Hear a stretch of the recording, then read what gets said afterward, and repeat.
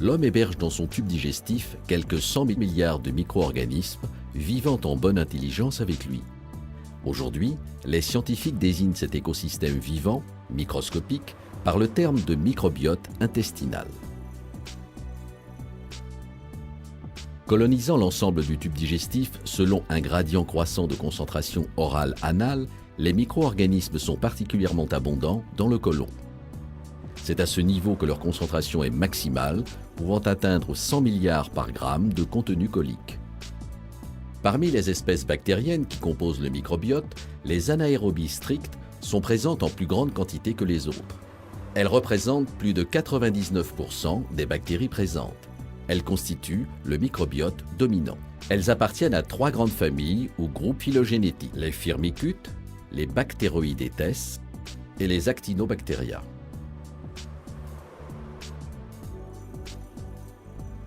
Il existe également un microbiote sous-dominant, moins nombreux, constitué de bactéries anaérobies facultatives.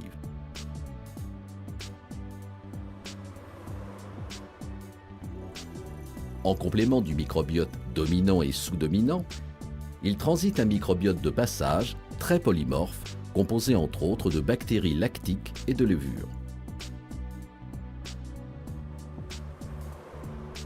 Les techniques de microbiologie classique de mise en culture sont très difficilement applicables aux bactéries du tube digestif, puisque la très grande majorité d'entre elles se développent en l'absence d'oxygène.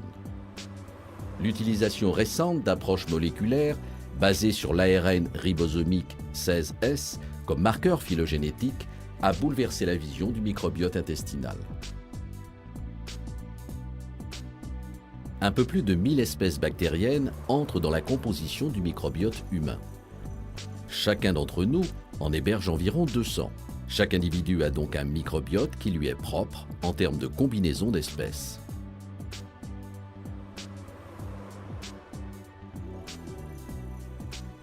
Une étape supplémentaire dans la découverte du microbiote est en train d'être franchie, la métagénomique. Elle vise à déterminer la séquence du génome des bactéries composant le microbiote intestinal. C'est un travail colossal qui mobilise des chercheurs et des moyens du monde entier. On s'aperçoit d'ores et déjà de l'existence de similitudes entre les gènes bactériens, laissant présager que si le microbiote de chacun d'entre nous est unique, il accomplit globalement les mêmes fonctions. La métagénomique pourrait permettre de faire du microbiote un élément prédictif des maladies. On pourrait alors envisager, en modifiant sa composition, de prévenir certaines pathologies. À la naissance, notre tube digestif est stérile. Dès que les membranes fœtales se rompent, la colonisation bactérienne commence. Le mode d'accouchement, le type d'alimentation, allaitement maternel ou lait de substitution, l'environnement et l'hygiène, puis la diversification alimentaire, la prise de médicaments influencent cette colonisation bactérienne chez le nouveau-né. Le lieu de naissance a également un impact sur la composition du microbiote. Une étude européenne récente a montré des différences dans la composition du microbiote chez des nourrissons âgés de 6 semaines entre les pays du Nord et les pays du Sud.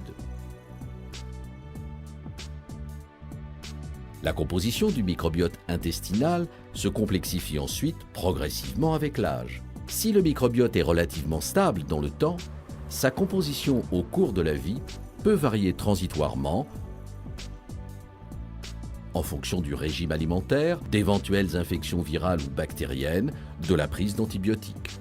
Il tend néanmoins à revenir à son état initial en 1 à 2 mois. Cependant, cette succession de déséquilibres transitoires peut avoir des conséquences néfastes sur la santé.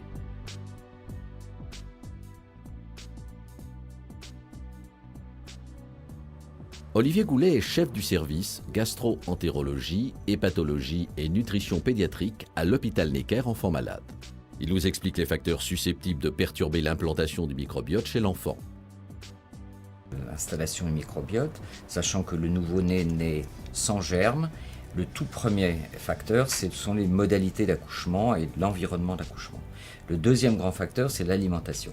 Donc ces éléments influencent mais ne perturbe pas forcément fondamentalement le microbiote. Encore que, Le mode d'alimentation, si on compare l'aliment lait maternel par rapport au lait de substitution, il y a des différences tout à fait claires dans la composition du microbiote au fil des mois et des premiers mois de vie de l'enfant.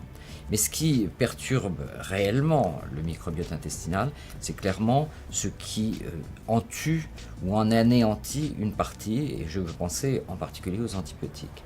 Alors, les conséquences de cela ne sont pas toutes mesurées, mais on peut en identifier 3 grands groupes: les maladies allergiques, les maladies infectieuses et les maladies inflammatoires. Je dirais hélas, de plus en plus de travaux tendent à montrer que l'usage excessif et très précoce dans la vie des antibiotiques est de nature à perturber gravement, durablement le microbiote et peut-être à influencer ce type de pathologie.